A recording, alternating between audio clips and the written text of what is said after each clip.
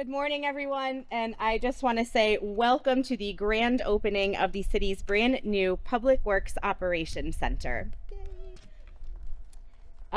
Just about a year and a half ago, we stood here on this very spot to break ground on this momentous project for our city, and here we are celebrating its completion. And I just want everybody to know how proud I am to be mayor of our city on great days like today. I want to thank everybody who was involved in this project, from our city council members, Treasurer Salerno, Alderman Pabon, Russell, Smedley, Boulogne Saavedra, Gibson, Hargraves, thank you all very much. From our Public Works Board, Chairman Sacenti, Mr. Ryba, Naples, Whalen, Kenny, thank you. Thank you guys so much. Our friends at CROG, Capital Region Council of Governments, Matt Hart, Rob, thank you guys. This wouldn't have been possible if we weren't able to use the CROG's bidding process, the easy IQC process, which is what made this possible. Our friends at Millennium Builders, who of course none of this would have happened without, thank you so much. To our staff, but especially to our building committee. Mark, John, Dom, thank you guys so much for everything that you did to make this happen. It is incredible how quickly things went up as well. Our public works operation is one of the core functions of our city's government, and arguably one of the most visible. People see our crews cutting the lawn, they see us keeping our parks maintained, they see how we maintain them to the highest of standards too. They see people who work for public works picking up our leaf bags, paving our roads, and of course in the wintertime, most importantly, it's our public works staff that our residents see plowing our roads to maintain safety during snowstorms. It's our staff that people see. It is incredibly important to have a facility like this for you guys to function out of, to function properly out of. To say the least, our Public Works Department deserves a facility like this. They deserve a facility that mirrors the exceptional level of service that they provide to the residents, businesses, and visitors of New Britain. So kudos to all of you.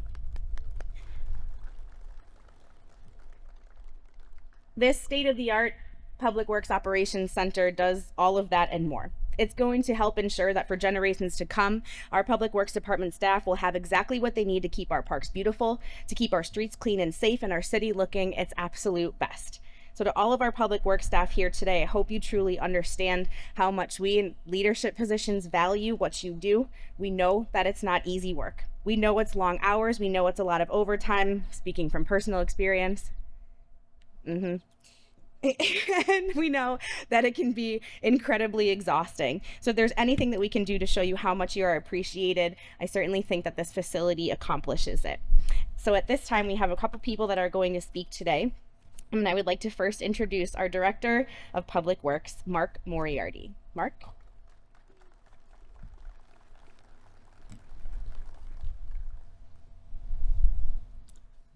How's everyone doing? Thanks for being here today. This is such an incredible celebration. It's still kind of mind-blowing that we're going to be operating out of this facility in a very short amount of time. I thought a lot about what should be said today, and what I decided, and I want to keep it short obviously because I know everybody's busy, but there's a couple things I wanted to give you a little bit of a history first on this project and how it all came, because it's an interesting project like nothing I've been involved with or any of us will be involved with. Mayor Stewart had a meeting in her office a couple years ago. She had me down. It was about the Public Works facility.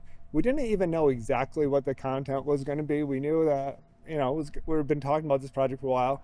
So she had the meeting and she had us down and she told us we would be building a new Public Works facility, and she said we could do it on Pinnacle Business Park. This is totally her idea, something that she instituted. And we were like, okay, this is something that we dreamed of for years. You never think it's going to be happening. If you're in public works, you don't expect to be getting the best. You kind of make do with what you have. But it was a great thing. She also said you have $20 million is the amount of money that we could afford to it. We hadn't done a cost estimate at that point in time, but we allocated $20 million, and that's what we went with. We did what a lot of communities do. We looked at this consulting company that they build public works facilities up and down the East Coast. They've done a ton of them. If you look at public works facilities, they're the one that did it. They did a study for us. They evaluated our needs. They came up with a cost estimate. Cost estimate was about $38 million to build a facility that Mayor Stewart was very clear that we had $20 million to do, and she's made it very clear that we didn't have two phases to do this. We didn't have, this is a one-shot deal. We're going to get done with what we got done. So that seemed kind of unsurmountable for a little bit of time there. I think there was a little bit of divine intervention that happened. I had sent the mayor, I think I sent her a text, give me a couple days to figure this out. I don't even know what I was thinking. I don't know how it was possible to figure this out. But I knew the town of Canton had been in a similar situation where they had $3 million to build a facility that was estimated at $9 million. And so I called them one morning on my way into work and said, hey, can I swing by? I just need to pick your brain. And they talked to us about the easy ICQ process and Millennium Builders. It seemed like the best card to play. I talked to John about it. We talked to the mayor, and we all agreed this was something we at least needed to explore. And we started meeting with Pete Carey from Millennium Builders and started finding out the easy ICQ process. And it all worked. The town of Canton, they said they rolled up their sleeves. They took a lot more work on in-house. They said they know their operation better than anybody else, and you guys know your operation better than anybody else too. And that's just the process that we went on. We started meeting with Pete Carey. What's funny about it, and I think the early meetings with Pete Carey, and I would definitely encourage you to try and meet Pete Carey today from Millennium Builders. He's like, a lot of times you're involved with a project of this size, you have some big construction management firm. There's 5 slick guys that are at your meetings. There's a team of architects. There's a bunch of guys they're working with. We're working with Pete, and Pete is a man of few words. He is not a big talker. So we'd be sitting in a meeting with Pete early on, and he wouldn't be talking a lot. He'd be thinking about our project and thinking about how he was going to get this done and built for us. And you could tell that was going on. But at the same point, we have all our eggs in this basket that is like, we're trying to accomplish something amazing here. We're trying to get a project done for what the expert supposedly says we only have half the money needed to get this project done. So that went on for about 4 months. We broke grounds while we were still figuring out one of these beautiful buildings like the cold storage building or the heated storage building. We thought for sure at some point we're going to come to some point in this project where, no, we just don't have enough to get this whole thing done. But we kept through the process, put in our faith in Pete, and about 4 months in, we really got budget together, and amazingly, we were going to be able, it looked like we were going to be able to build this entire facility within the $20 million that the mayor had said, that's all you have. And so, I mean, I'm just so thankful that this all worked out. It's really amazing that this all worked out. It's the meetings for this project that we've had since that time when we figured out we had enough money. They're the most boring meetings you ever had. Like, this project has gone so entirely smooth, and thank you to the people involved. It's what's been amazing about the project is just seeing the constant progress and how quickly things happen, and how well it's gone.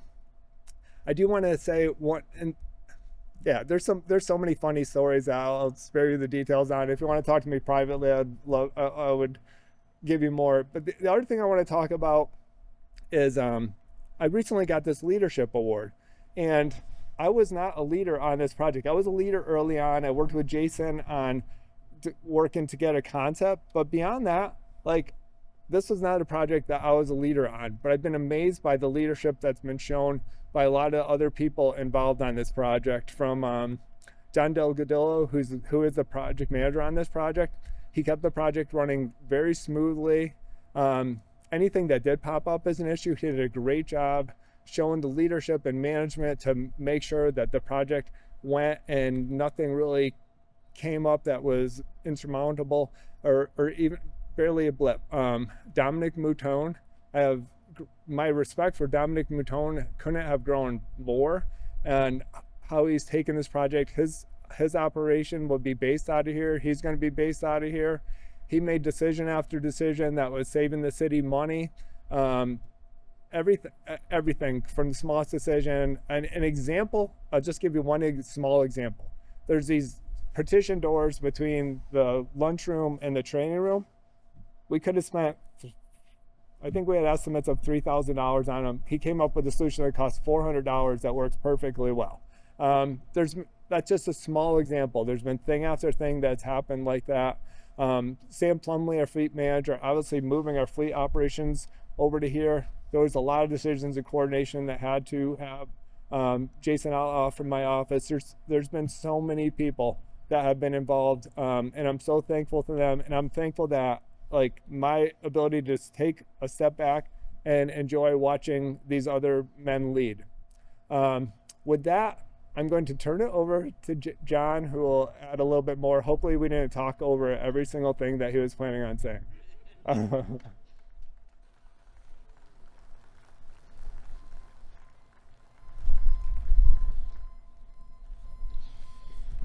All right, thank you everyone for coming here today. Yes, everything I wanted to say on this paper has been already said.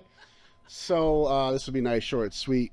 First and foremost, we need to thank Mayor Stewart and the City Council for funding this project. $20 million is definitely no short change in a city that has a lot of demands, but this project and this operations center is going to do millions and millions of dollars worth of value for all city residents throughout the city, and it's unheard of. So yeah, like Mark said, $38 million was the original quote we got from our consultant.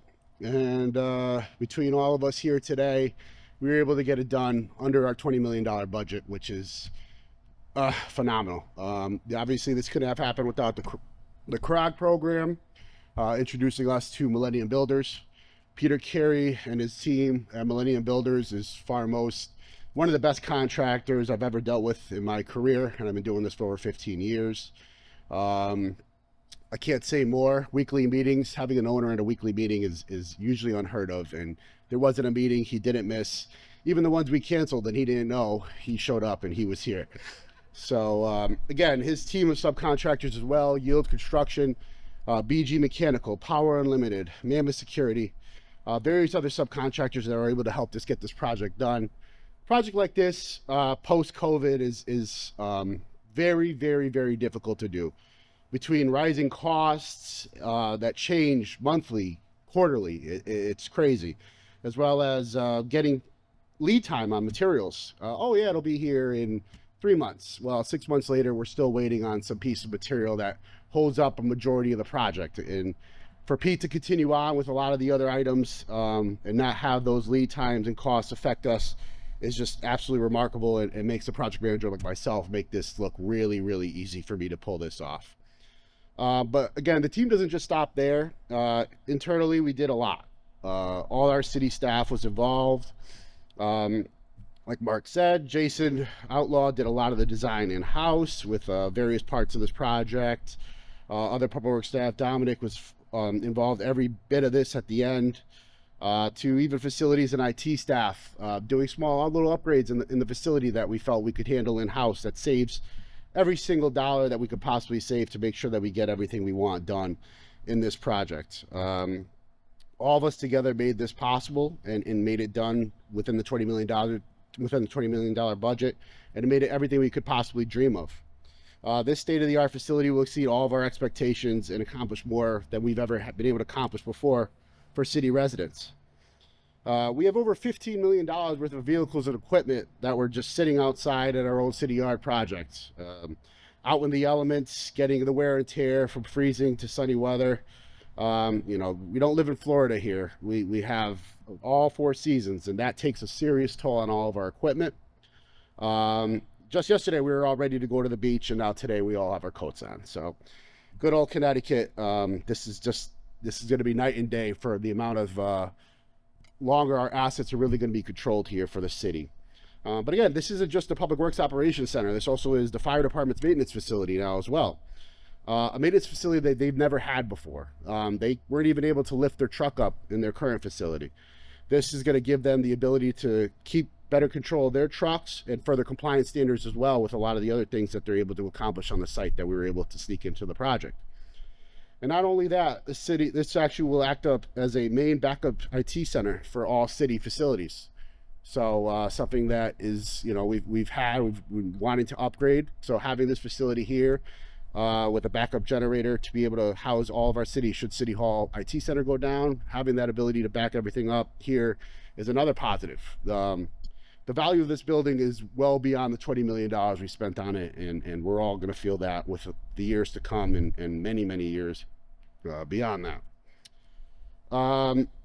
Being a Newbury resident myself, projects like this I know is going to help city for a long time.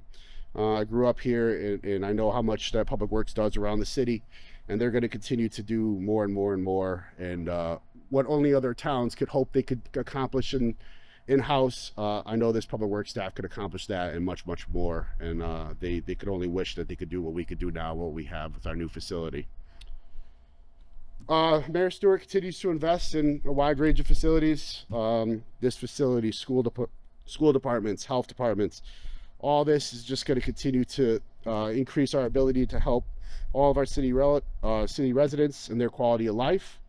We can't thank her more for everything that she's done for us as city workers and city residents to make sure that we're always getting the best out of our city personnel. And I think that's it. Thank you, everyone. Appreciate it.